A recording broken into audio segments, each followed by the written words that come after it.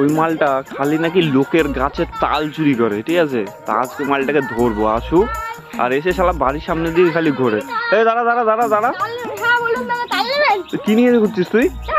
কালকে নাকি ওই পাড়া তোকে বেঁধে রাখছিল, কার বাড়ির তাল চুরি করছিস? তুই কি চুরি করা তাল আনছিস? নাম নাম, তুই নাম, সাইকেল থেকে নাম। কি আছে? ব্যাগ নামা, ব্যাগ নামা, নামা নামা, দেখি কি আছে। দেখুন দাদা তাল। এই তালগুলো তুই চুরি করিস না? এত ভালো তাল লোকের কাছে পড়ে, একটাও এখানে সুদ নাই, তুই বললেই হবে?